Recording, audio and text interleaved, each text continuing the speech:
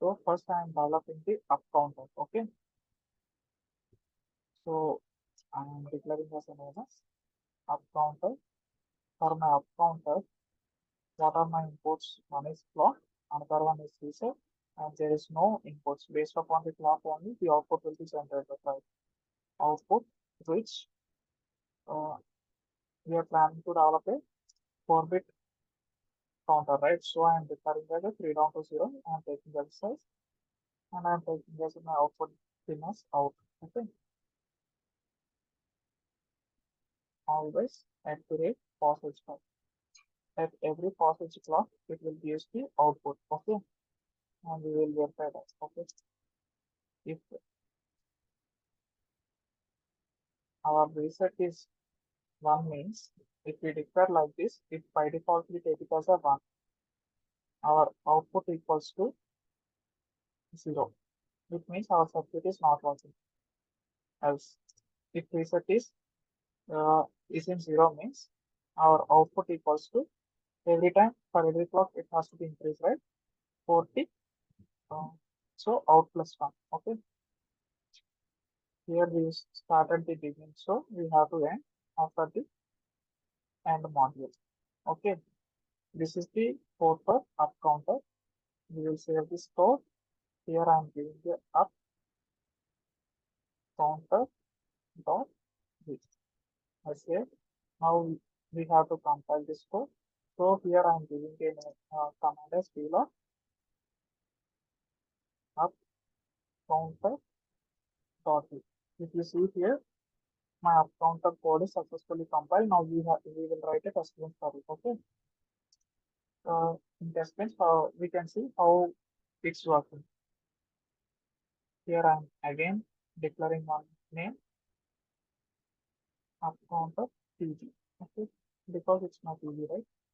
So what are the inputs we have to take here as a bridge data type? What are the inputs, plot and reset type? When it comes to output, we have to use which provide data type. Our output size is 4, right? So I am declaring here 3 down to 0 and I am declaring as a out. I'm just taking as a out. Now we have to implement our design here in our test bench. So I'm just copying my design module name and paste it out here and I'm giving as a name as C1. Now I'm just instantiating here dot plot equals to plot, dot reset equals to reset, and dot out equals to out. Now I completed my instantiation. Now we will pass some inputs. Okay. Before that, we have to generate a clock, right? Initial, we can starting initially the clock is 0 for every time hash 5 clock equals to negation of clock. So here my total clock time period is 10. For every edge, I am declaring as 5 nanoseconds. Basically, the full clock contains one passage and edge, right? For one half edge, I am just taking as a 5 nanoseconds. So my total time period of my clock is 10 nanoseconds. Okay. Now we have to pass the inputs. Here, uh, inputs are there is no input side. Based upon the reset condition, it will work right. So if it is a reset is 1, our circuit will won't work right. So first we will test that. After 20 seconds of delay, we will change our reset condition to 0. Now our circuit will work and on the module. Now our code is completed. Now we have to save our code. So I'm just using for my code name is upcounter underscore td. Now here we have to give a command reload and file upcounter underscore td.t. You see here we are facing one error in, that is from fifth line. Okay, fifth line. Okay, here we missed one bracket. Why? Because here we opened that bracket, right? We didn't close it out, so it's showing an error. Again, I saved my one.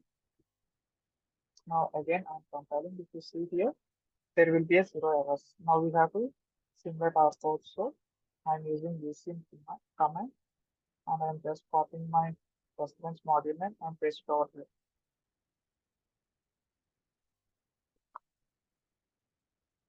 It is up count of 2, it will increases. Okay.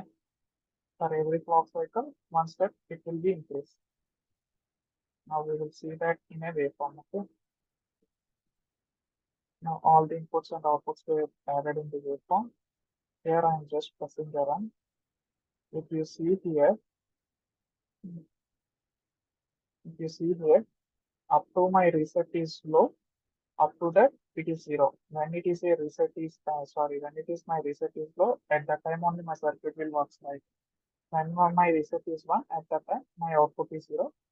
After every passage clock, if you see here, it is 1, 2, 3, 4.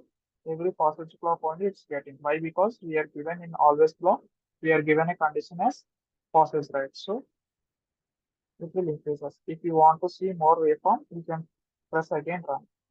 See here, uh, after it reaching 15, it's again going to 0. Why? Because for 4 bit we have up to combinations of 0 to 15, right?